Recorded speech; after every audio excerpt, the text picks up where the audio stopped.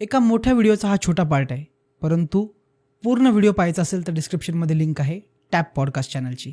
सध्या एन्जॉय करा TAP clips. आता आपण मिथूनबद्दल बोलूयात. मी जसं नेहमी सांगितलं की लग्नाला जास्त इम्पॉर्टंट द्यायला पाहिजे. बरं. कुंडलीचं लग्न जर पाहायचं झालं तर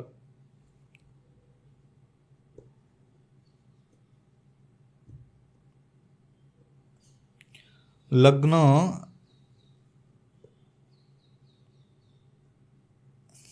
ह्याला लग्न म्हणतात. हे फर्स्ट हाऊस आहे कुंडलीतलं. फर्स्ट हाऊसला लग्न म्हटलेलं आहे. त्याला आता मी जे काही गोष्टी सांगणार आहे तर लग्नाला जास्त इम्पॉर्टन्स द्यायचा आहे, रफली 70 to 80%. ओके. आणि राशी म्हणजे जिथे कुठे चंद्र बसलेला असेल, से की हे 8 नंबर आहे आणि इथे चंद्र आहे, तर या व्यक्तीची रास जी आहे ती वृश्चिक आहे. तर राशीला 20 ते 30% इम्पॉर्टन्स द्यायचा आहे, लग्नाला 70 ते 80% इम्पॉर्टन्स द्यायचा आहे.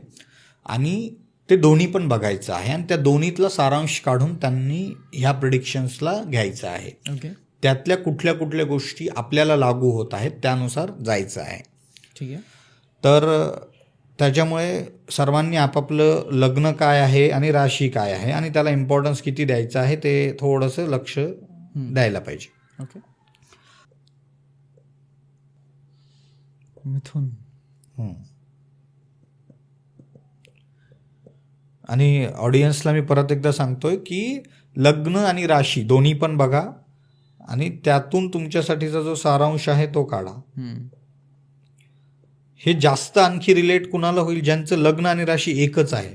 म्हणजे प्रथम स्थानी 3 नंबर पण आहे आणि चंद्रमा पण प्रथम स्थानी आहे. चंद्र पण ते लोकांसाठी हे 100% म्हणजे लागूच होणार आहे. 70 आणि 30 हे कॉम्बिनेशन त्यांच्यासाठी पूर्ण होईल. ओके. पण दोघांचं वेगवेगळं असेल तर त्यांनी दोन्ही पण बघावं. आता मिथूनसाठी जर पाहिलं आपण तर सध्याला गुरु त्यांच्या लग्नस्थानी आहे, प्रथम स्थानीच आहे आणि तो 2 जूनला इकडे येईल, द्वितीय स्थानी, दुसऱ्या स्थानी येईल. त्यानंतर शनी कर्मस्थानीच राहणार आहे, राहू भाग्यस्थानी राहणार आहे आणि केतू सिंह राशीमध्येच राहणार आहे. तर मिथूनसाठी दी बेस्ट वर्ष वाटतंय मला. कारण की गुरु प्रथम स्थानी आहे तर हे लोक डिसिजन चांगले घेऊ शकणार आहेत. त्यानंतर 2 जून नंतर गुरु दुसऱ्या स्थानी जाईल तर दुसरं स्थानी ज्यावेळेला जाईल तर तो उच्चचा होणार आहे. त्याच्यामुळे पहिलं आणि दुसरं स्थान हे दोन्ही पण स्थान जे आहेत हे शुभ स्थान आहेत, गुरुच्या हिशोबाने चांगले आहेत.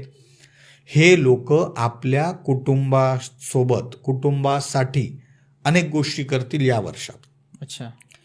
असा काही कुटुंबातल्या लोकांचा रिग्रेट असेल की बाबा माझे हस्बंड माझ्यासाठी हे नाही करत, मुलाचं असेल माझे वडील माझ्यासाठी नाही करत, 2026 ते करतील. बर. खास करून कुटुंबाच्या बाबतीत काही डिसिजन असतील, मेजर डिसिजन असतील. एखादी व्यक्ती अशी असेल की मी जॉबच्या दृष्टीनं बाहेरच असतो, मला मुलांसोबत फॅमिलीसोबत वेळ घालवता येत नाहीये, तर यावेळेला असं काहीतरी एक चांगलं डिसिजन होईल की बाबा ते फॅमिली सोबतही राहतील आणि ॲट द सेम टाइम त्यांचं करिअर वगैरेवर पण काही फरक नाही पडणार. अशा काही गोष्टी मिथूनचे नक्की होतील. ओके. त्यानंतर शनी कर्मस्थानी आहे. कर्मस्थानचा शनी मेहनत वाढवलेली आहे त्याने ऑलरेडी, आणि शनी आहे तो फळ नक्की देतो.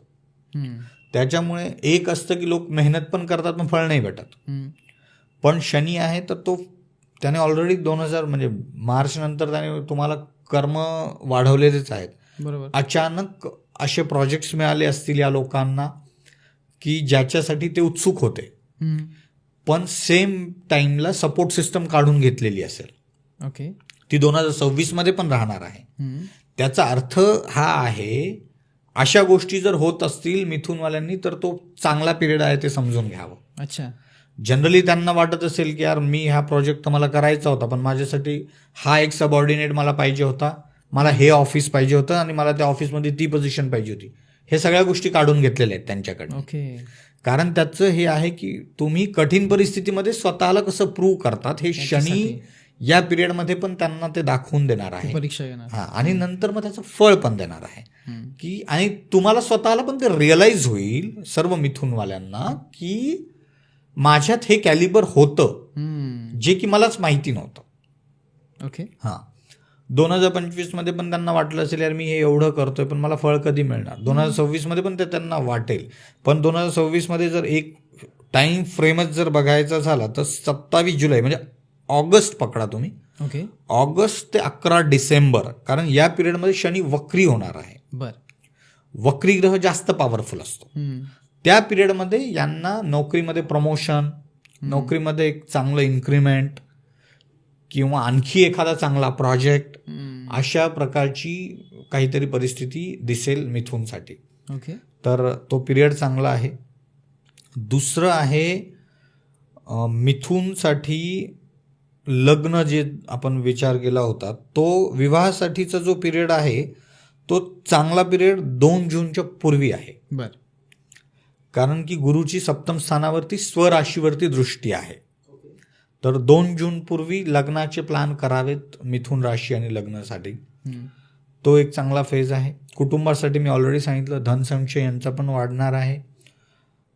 इन्व्हेस्टमेंट जे काही करायचे असतील त्या यांनी 2 जून नंतर कराव्यात, कारण की त्यावेळेला गुरु त्यांच्या राशी म्हणजे त्यांच्या द्वितीय स्थानी असेल, जे की कर्क राशी आहे. ओके. तर त्या दृष्टीनं पण चांगलं आहे. यूट्यूबर्स वगैरेसाठी हे वर्ष थोडं खराब आहे, जे मागच्या वर्षातही त्यांनी, कारण ह्यांच्यासोबत हे होऊ शकतं ते एखादी जी गोष्ट बोलतील ना त्याचा अपभ्रंश होऊन लोकांपर्यंत जाऊ शकतं. मिस इंटरप्रिट लोक करू शकतात तुमच्या बोलण्याला, तुमच्या ॲक्शन्सला लोक चुकीच्या पद्धतीने घेऊ शकतात.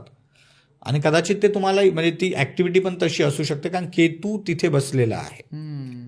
तुमचा मे बी विचार चांगला असेल पण त्यातून काहीतरी विपरीत होण्याचे चान्सेस आहे.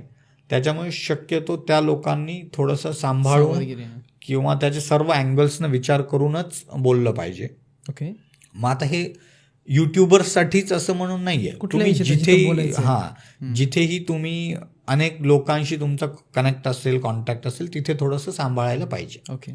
तर या दृष्टीनं हे वर्ष आहे. राहू भाग्यस्थानी आहे. वडिलांसोबत मतभेद या लोकांचे होऊ शकतात यावर्षी.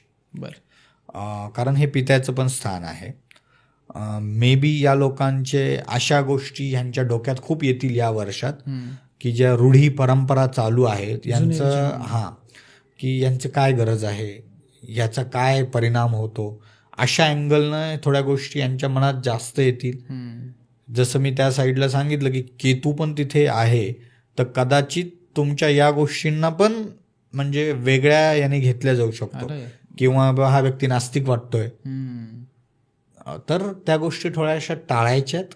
थोड्याशा आपण त्या ओपनली लोकांसमोर बोलण्याची आवश्यकता नाही आहे. त्यांनी ज्या काही गोष्टी असतील आपली सेल्फ स्टडी करावी आणि मगच आपल्या मतावर यावं. ओके. तर हे झालं मिथुनसाठी.